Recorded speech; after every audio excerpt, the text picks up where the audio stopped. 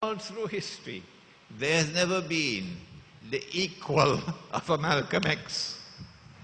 He never went to Al-Azhar University. No. He couldn't speak Arabic. No. But Malcolm had a backbone made of steel. And Malcolm was not afraid to stand up to the slave master. And if Malcolm were alive today, he would look to the White House and say, there's another house slave. And that's why Africa today is in miserable poverty. Around the world today, from the study of these 5 questions and the answers given, we can not only recognize but also understand what's going on in the world. This is the importance of the subject of signs of the last day. And the reason why Allah subhanahu wa ta'ala chose to send the angel at the end of the life of the Prophet alayhi salatu wasalam, when he had just a few days left to live, about 80 days left, 81 days. The reason why he sent angel Gabriel alayhi salam at this last stage of the life of the Prophet alayhi salatu wasalam, because herein, in this event, is the key to the understanding of the last age. Prophet Muhammad alayhi salatu wasalam spoke profusely, giving many, many more signs. The slave woman, of course, we're going to have to come back to her. Why does she have to give birth to her mistress? Why not her master? And how can a slave woman give birth to one who is going to rule over her? It's going to tickle your intellect in this retreat. But for those who seem to be blind and cannot see, and continue to preach Islam with a message we've heard again and again and again and again, so that now we are, excuse me, we're yawning. Oh, we've heard it already. But they refuse to touch this subject. We ask them, did he not say that when the last age comes, women would be dressed and yet be naked? Did you not hear that? When last have you gone to a shopping mall? Is that not here now? Women are dressed and yet naked? When the world is moving in that direction, you see which way I'm pointing. Women are dressed and yet naked. Tell me,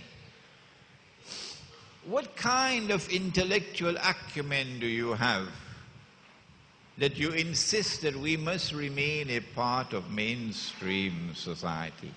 Huh? No. If that's the direction in which they are moving, we're going to move in the opposite direction.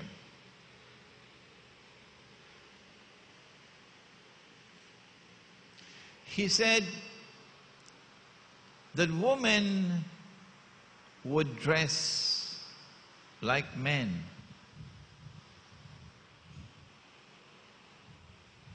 When last have you gone to the bank? Do you see them how they are now required to dress?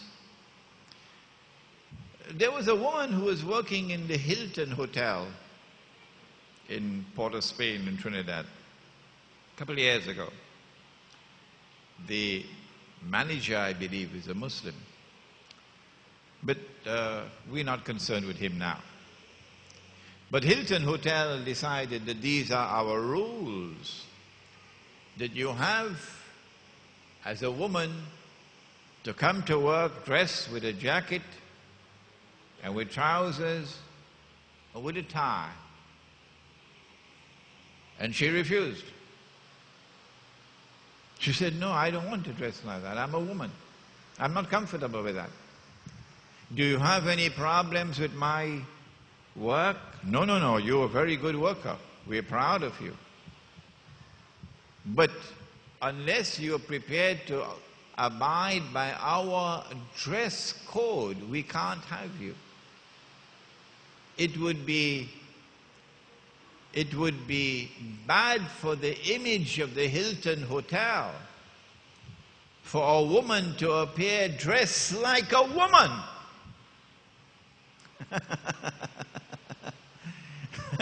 Yes.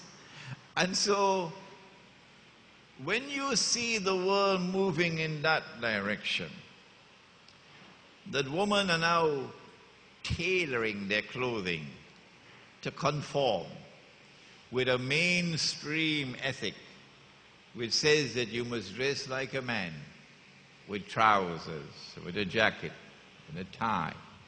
When they're moving in that direction, what kind of intellectual acumen do you have if you also move with the mainstream? We say, when they are moving in that direction, we must move in this direction, so that our women would truly and enchantingly be women. He said, sallallahu ta'ala alayhi wa sallam, about the last age,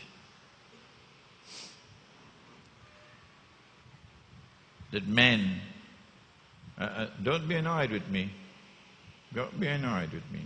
I'm just quoting what the Prophet said. He said that men would dress like women.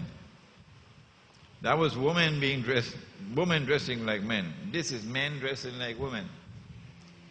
Now I invite you, go on the internet and check out photographs of US presidents.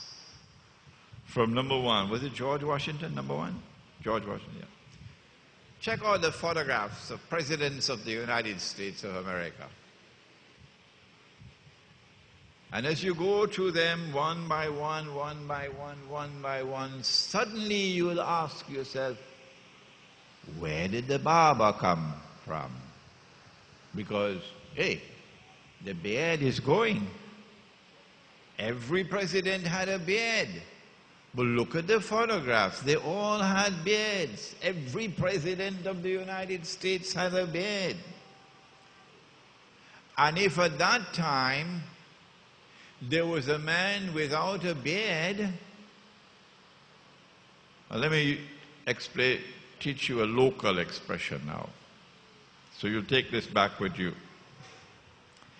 And a child were to see a man without a beard, the child will say to his mother, Mama, look a boo-booty.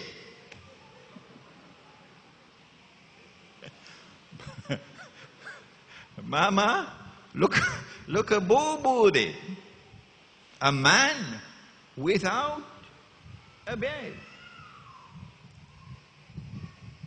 Well, why has modern Western civilization chosen to remove the beard? And we, of course, are simply following them, sometimes without knowledge. And I hope I'm not offending anyone. I have a job to do, let me do it. The answer is that a man cannot dress as a woman and yet have a beard.